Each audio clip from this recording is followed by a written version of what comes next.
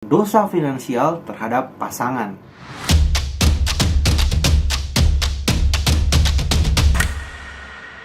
Oke, halo teman-teman, ketemu lagi sama saya Cece, si Koko Keuangan. Hari ini kita akan membahas topik yang menarik banget, yaitu tentang dosa finansial terhadap pasangan. Jadi, ketika kita sudah punya pasangan, khususnya suami atau istri ya, nah kita itu punya aturan-aturan yang sebaiknya kita lakukan untuk menjaga keharmonisan rumah tangga tersebut.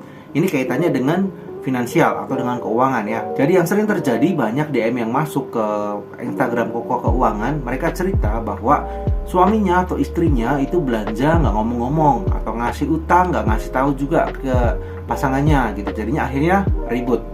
Jadi sebenarnya dosa apa aja yang biasa dilakukan oleh pasangan suami dan istri? Ini bisa berlaku untuk suami maupun istri ya. Jadi kita tidak menyudutkan salah satu pihak aja. Oke, yang pertama adalah ambil hutang diam-diam. Nah, ini juga sering banget terjadi.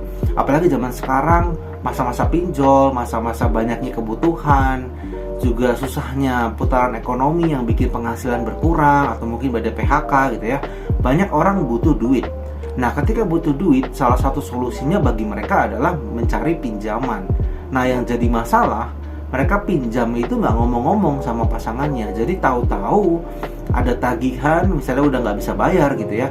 Tahu-tahu ada tagihan masuk, bingung akhirnya.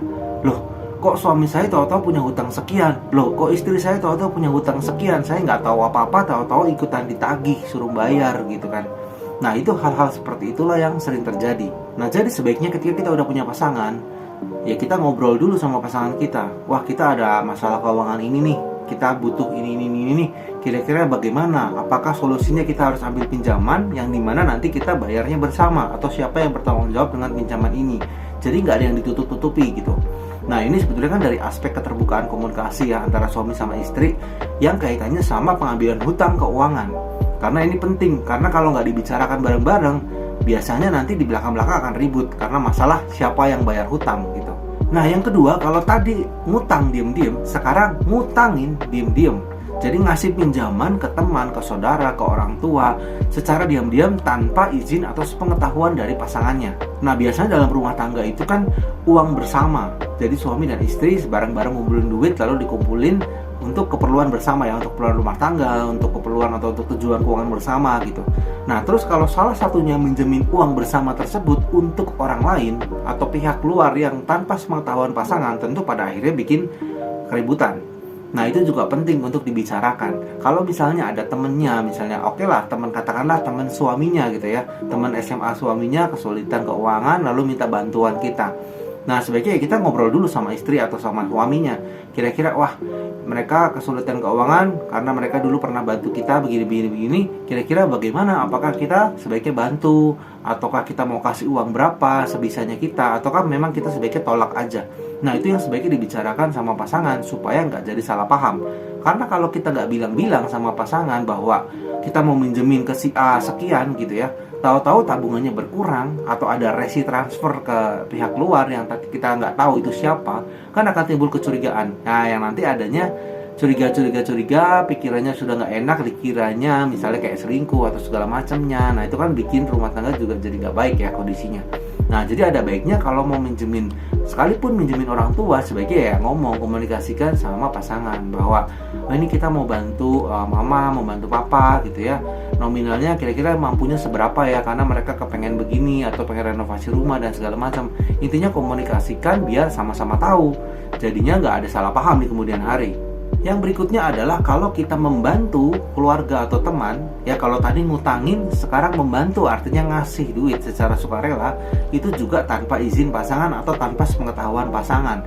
Nah, ini juga bisa jadi masalah nih, karena uang bersama tadi dikasihkan ke pihak luar tanpa sepengetahuan pasangannya. Nah, nanti dikiranya, wah, kok nggak bilang-bilang nih, ini ngasih ke siapa gitu ya, dikiranya ngasih ke pihak-pihak luar yang tidak berkepentingan gitu. Nah, itu juga bisa bikin masalah. Jadi sebaiknya ya komunikasikan juga. Sama seperti hal yang pertama dan kedua, intinya adalah di komunikasi. Sampaikan ke pasangan bahwa kita mau kasih ke sini, kira-kira layak atau enggak, atau kita mampu apa enggak untuk ngasih ke mereka. Karena walaupun hanya ngasih 100.000 ke orang tua misalnya, tapi kalau kita nggak izin-izin atau kita nggak ngomong-ngomong dulu, terutama kalau itu uangnya adalah uang bersama, ya nanti bisa memacu keributan. Nah sebenarnya kenapa sih kok bisa sampai ribut-ribut kayak gitu gara-gara nggak komunikasi atau nggak izin tadi?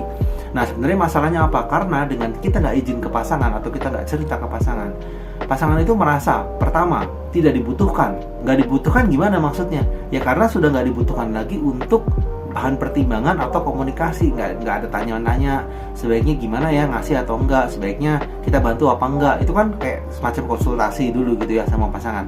Nah ketika kita nggak tanya sama mereka, mereka merasanya ya nggak dibutuhin lagi. Buat apa? Ada gue juga nggak fungsi kan. Nah hal itulah yang bikin keributan itu terjadi, karena pasangan merasa tidak dibutuhkan. Yang kedua, karena pasangan merasa nggak didengerin. Udah cerita, oke deh, udah komunikasi ya, kita sebaiknya minjemin gak ya ke si A gitu, misalnya 1 juta gitu. Menurut pasangan, nggak usah, toh kita juga ada kebutuhan nanti untuk biaya ini gitu ya di akhir tahun misalnya. Terus karena dipertimbangkan lagi oleh pihaknya sendiri, misalnya, wah kayaknya kita harus bantu nih, ya udahlah gua bantu sendiri aja, nggak usah kasih tahu pasangan. Nah itu juga bisa jadi sumber keributan karena tidak didengarkan. Kan tadi sudah sepakat bahwa nggak usah, tapi tetap ngeyel, dia ngasih sendiri padahal sudah nggak disetujui. Nah itu juga kan merasa tidak didengarkan. Yang terakhir tentunya karena nggak didengarkan dan merasa nggak dibutuhkan, akhirnya apa? Merasa kecewa. Ya merasa kecewa, udah pasangan sendiri nggak dianggap gitu kan, ya otomatis karena kecewa itu jadinya udah malas lagi untuk ngobrol bareng, untuk diskusi keuangan. Akhirnya ya sudah merasa nggak ada gunanya lagi. Nah hal-hal itulah yang sering terjadi dalam rumah tangga. Sesimpel hanya minjemin uang 100.000 itu bisa bikin masalah karena merasa tidak dianggap tadi, dikecewakan pasangannya. Nah, jadi sebaiknya seperti apa supaya tidak terjadi hal-hal yang mengecewakan kayak gitu? Yang pertama tentunya komunikasi yang baik. Jadi kalau ada apa-apa yang hubungannya dengan uang bersama, komunikasikan, ada rencana seperti ini, sebaiknya seperti apa, solusinya harus seperti apa yang harus diambil, apa yang harus ditindaklanjuti. Yang kedua, solusi lain adalah membuat rekening masing-masing. Jadi ada rekening bersama, ada juga rekening pribadi, yang artinya ketika ranahnya itu rekening pribadi, itu bebas mau diapakan selama hal-hal itu tidak melanggar norma-norma agama atau norma-norma yang sosial. Ya jadi kalau mau bantu orang tua dengan uang pribadi silakan aja. Toh keuangan rumah tangga tetap berjalan atau tetap terpenuhi seperti standar atau seperti yang seharusnya. Nah tapi tentunya akan menjadi salah ya kalau kita pakai uang pribadi untuk hal-hal yang buruk, misalnya untuk diskotik, untuk beli-beli hal yang hedon atau yang tidak dibutuhkan. Seperti itu tentunya itu akan memicu keributan juga. Nah yang jadi pokok masalah di sini adalah komunikasi bersama dan penggunaan uang untuk membantu sesama yang disetujui bersama. Oke, mudah-mudahan video kali ini bisa membantu buat teman-teman ya, bermanfaat juga buat teman-teman bahwa ketika kita sudah menikah dengan pasangan itu harus komunikasi supaya tidak melakukan dosa-dosa finansial yang sudah disebutkan tadi. Nah, kalau teman-teman sudah pernah mengalami hal tersebut, mungkin boleh cerita nih, kira-kira apa yang kalian rasakan dan bagaimana solusinya supaya hubungan rumah tangga tetap harmonis meskipun sudah melakukan hal-hal dosa finansial tadi. Silakan ceritakan di kolom komentar. Sampai ketemu di video-video selanjutnya. Jangan lupa follow Koko Keuangan.